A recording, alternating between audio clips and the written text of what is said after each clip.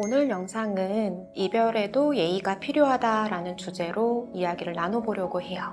대다수 사람들은 아름다운 이별을 한 기억이 별로 없어요. 그런데 인간은 만남이 좋은 기억인 것처럼 이별도 좋은 기억이어야 더 성장할 수 있고 삶이 더 윤택해지는 거라고 저는 믿고 있거든요. 첫 번째는 일방적인 헤어짐 또는 정리 과정은 피해야 한다라는 얘기를 드리고 싶어요.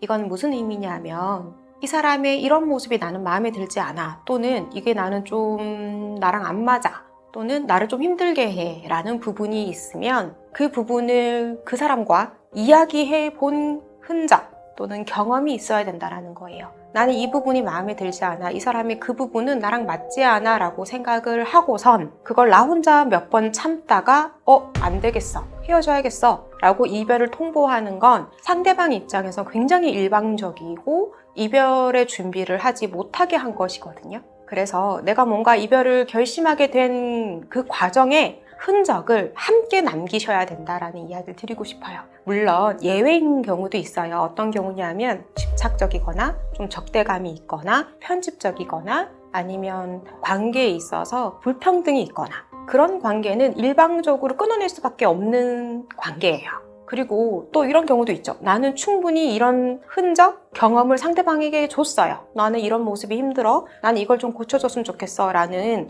상대방과 충분히 의논한 시간이 있었음에도 불구하고 상대방이 너 너무 일방적이다 라고 우긴다면 그건 뭐 답이 없는 거죠. 그 사람한테는 우리가 일방적이지 않도록 노력한다고 한들 되지 않는 대상분들, 그런 사람이 아닌 사례에 대한 이야기를 드리는 거예요. 혹시나 지금 나는 일방적으로 이별을 통보받았어 라고 혹시 생각하시는 분이 있다면 기억을 한번 떠올려 봤으면 좋겠어요. 상대방이 난 이런 부분이 조금 힘들어, 나 이런 부분이 조금 맞춰주기 어려워, 난 이게 좀 안 맞다고 생각해 라고 했던 말들이 있지 않았나. 그런 말들은 이게 서로 교정되지 않고서는 이별의 소식이 곧 올 수도 있다라는 이야기거든요. 근데 나만 몰랐을 수 있어요. 이별의 소식이 계속 왔는데도 불구하고 나는 그냥 상대방이 넘어가 주겠지, 맞춰주겠지 라고 하면서 내가 회피한 건 아닌지, 그래서 일방적인 통보가 아니었을 수도 있다는 거, 그걸 한번 검토해 봐 주셨으면 좋겠어요. 두 번째는 새로운 사람을 찾고 난 다음에 이별을 선택하는 건 어떤 케이스여도 아닌 것 같아요. 누군가가 없는 게 두려워서, 뭔가 연인 관계로는 유지하고 싶어서, 그래서 누군가 연인의 관계를 채워줄 누군가가 있어야지만 이전의 관계를 정리할 수 있는 그런 관계는 굉장히 가학적인 관계라고 저는 말씀드리고 싶어요.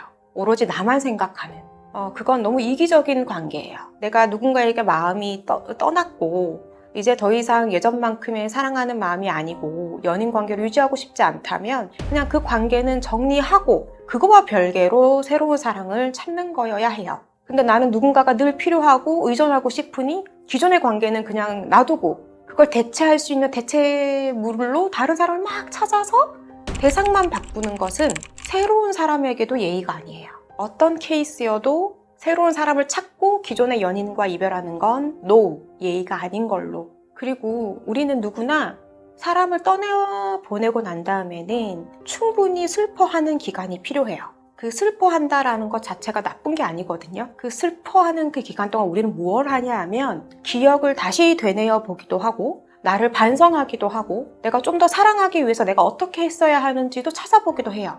근데 이것이 나를 한 인간으로 훨씬 더 성숙하게 만드는데 이 애도 기간 없이 누군가를 계속 끊임없이 그 자리를 채워나간다면 나는 끊임없이 의존된 상태로 살아갈 수밖에 없어요. 그러니 나의 의존성도 낮추고 좋은 사랑을 하기 위해서, 그리고 내가 좀 더 나은 사람이 되기 위해서는 애도 기간을 가지시길 바랍니다. 세 번째는 남녀 간에 싸울 때 하는 말들은 상처를 주고받을 수 있는 말일 수 있어요. 우리는 인간인지라, 그죠? 싸울 때는 눈 뒤집힌다 그러잖아요. 그리고 막 쏟아내고 그 다음에 후회하고 사과하고 용서하고 또다시 관계를 회복하고 이런 과정을 거치죠. 근데 이런 과정을 거치다가 결국에는 헤어질 결심을 하게 돼요. 그러면 헤어질 결심을 하고 난 다음에 헤어짐의 소식을 전할 때는 상처를 주는 말들을 하면 안 돼요. 여기서 상처를 주는 말들이라고 한다면 구체적으로 말씀드리면 상대방의 취약성을 건드리는 말들은 하지 않기를 바라요. 우리가 사랑할 때는 사랑한다라는 것은 믿는다는 뜻이거든요. 이 사람은 나에게 공격하지 않을 것이라는 믿음, 나를 안전하게 해줄 거라는 믿음, 서로 지켜줄 거라는 믿음, 이런 믿음이 있기 때문에 나의 취약성을 서스럼 없이 드러내요. 예를 들면 나의 가정사, 나의 성격적인 결함 또는 결핍감, 이런 것들을 사랑할 때는 나 이런 것들에 좀 결핍감이 있어, 난 어린 시절에 이런 아픔이 있어 라는 이야기를 한다는 거죠. 사랑을 할 땐. 그러면서 우린 더 깊어지죠.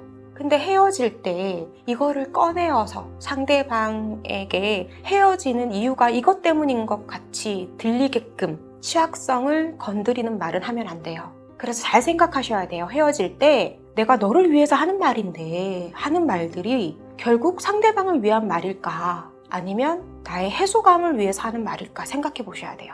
상대방이 나의 취약성을 이겨내고 더 건강해지는 건 그 사람의 몫이에요. 헤어질 때 굳이 내가 그 말을 하지 않아도 돼요. 충분히 싸울 때 했을 거란 말이죠. 그런 말들을. 그러면 헤어질 때는 서로의 취약한 부분을 건드리는 말은 하지 말자. 그럼 4번째, 그러면 우린 헤어질 때 어떤 말을 해야 될까? 일단 상대방이 죄책감을 들게 하는 말은 하지 말자. 네가 이러이러했기 때문에 우리가 헤어지는 거야. 결국 네가 이래서 난 헤어짐을 결정한 거야. 너 때문에 우리는 헤어지는 거야 라는 식의 언급은 하지 않는 게 좋아요.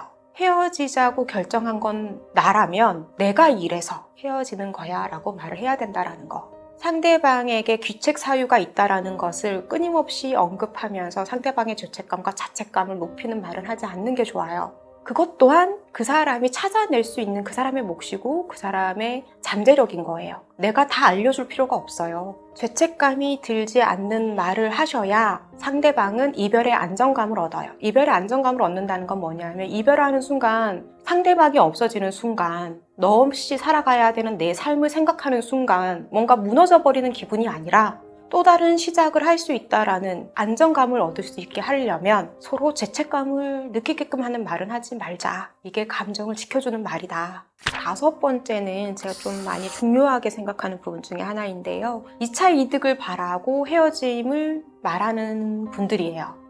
헤어짐이라는 무기로 내가 원하는 걸 얻거나 또는 상대방을 조정하기 위해서 헤어짐을 이야기하시는 분들은 행동과 말이 일치하지 않는 거예요. 내가 헤어짐을 이야기할 때는 정말 많은 고민을 하고 나도 충분히 아픈 상태로 그 이야기를 해야 하고, 그 이야기를 했을 때는 정말 이별을 생각하고 이야기를 하셔야 되는 거거든요. 그래서 말과 행동이 일치해야 되는 거예요. 만약 그게 아니라면 헤어짐을 입 밖에 내서는 안 되는 거죠. 헤어짐은 말하는 순간 상대방에게 그리고 나에게 상처예요. 충분히 고려하고 용기 내어서 준비하고 정말 헤어질 마음이 들었을 때 입 밖으로 내고 행동과 일치시켜야 되는 거거든요. 근데 그러지 않은 상태로 그냥 헤어짐을 말버릇처럼 상대방이 나에게 맞춰주길 바라는 마음을 돌려서 헤어짐으로 이야기하시는 분들이 있어요. 그건 서로에게 외상을 차곡차곡 쌓이게 만드는 것밖에 되지 않아요. 굳이 우리가 사랑하는 사람을 또는 사랑하지 않더라도 내가 좋아했던 사람에게 외상을 남길 필요는 없잖아요. 헤어짐은 내 마음과 행동이 일치될 때 입 밖으로 꺼내자라는 게 제가 5번째 이별에 대한 예의로 말씀드립니다. 오늘 여기까지 제 영상 마무리하도록 하겠습니다. 감사합니다.